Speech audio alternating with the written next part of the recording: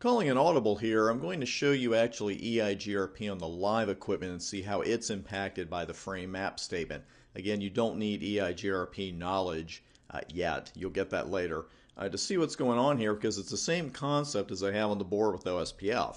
Because I would occasionally get messages from students inside Udemy, and they'd say, well, I've got this OSPF lab, and I know I have the config right, and I know everything's fine, and I can't get adjacencies because OSPF routers have to talk to each other with these OSPF hellos you see illustrated on the board. And occasionally I'd get the same thing with people doing EIGRP, and it would drive them crazy. But the thing is, they were troubleshooting layer 3, the latest thing they did, which is usually where the problem lies. But the real problem is their layer 2 wasn't working quite as well as they thought it was. And here's what I'm talking about. OSPF enabled interfaces send hello packets in an attempt to create neighbor relationships, and they're multicast to 224.0.0.5. Well, EIGRP at the same time sends hello packets to another multicast address, 224.0.0.10. Well, these routers are treating a multicast just like a broadcast, or frame relay is rather, because those traffic types are only going to be sent if the broadcast option is configured on the frame map statements. People tend not to think about this in production networks because, again, they think the broadcast statement is absolutely required. They think it's part of the command because most people just put it on there. They don't even think why they're doing it. But, of course, we as future CCNAs have to think about it. Pings went through with no problem without the broadcast option because they're unicasts. And see, the student would say the same thing there. It's like, well, I'm pinging and they're going around. I really don't understand. Well, the pings will go around because they're unicast, but the hellos can't be sent out because they are broadcast or multicast. If you are having any kind of trouble with routing protocol hellos or multicast or broadcast not getting where they need to over your frame cloud, I can practically guarantee you the problem is simply missing the broadcast option. Now, you don't have to put the broadcast option on spoke-to-spoke mappings because all spoke-to-spoke traffic goes through the hub, and we know that a router will not forward a broadcast.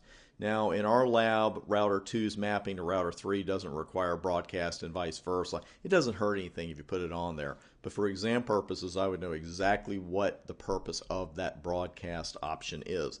And actually, let's see it in action here just a bit, because what I've done is configured EIGRP on routers 1, 2, and 3. And without going into details about EIGRP now, beyond the hellos, you'll just have to take my word for it that nothing else is wrong. The configuration is perfectly fine, and I really should have neighbors here.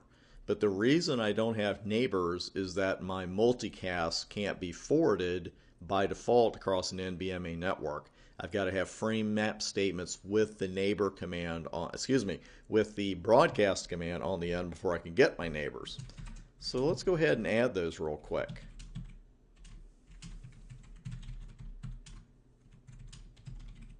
Just put the broadcast on the end.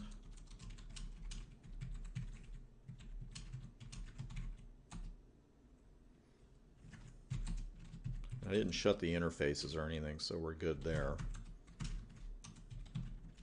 We're just overriding the ones we had.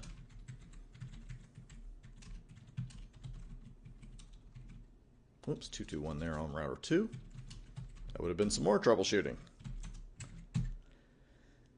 And we'll go ahead and put it on 3. These adjacencies may take a little while there, but not too long.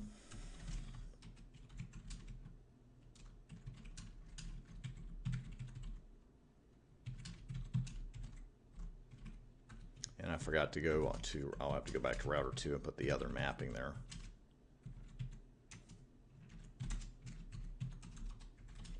We need a 2 to 3 mapping.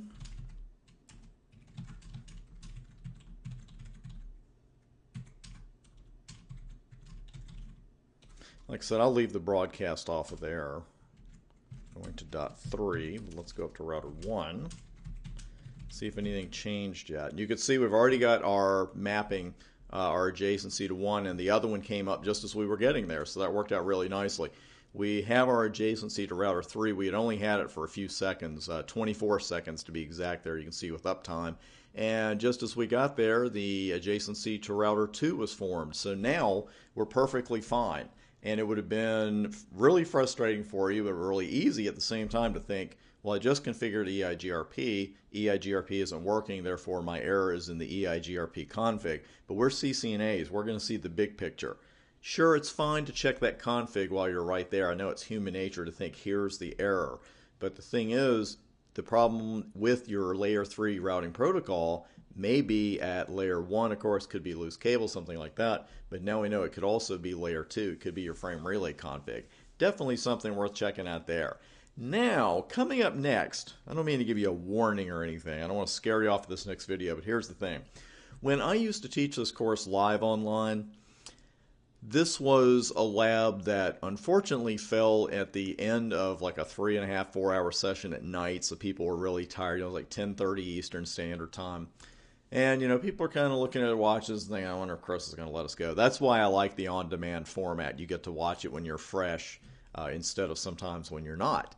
And the one thing I'm just saying here is I recommend you watch the next video when you're fresh. So if you've watched all the WAN videos here, you might want to take a little bit of a breather. Because next up, we're going to introduce you or go back to some sub-interfaces.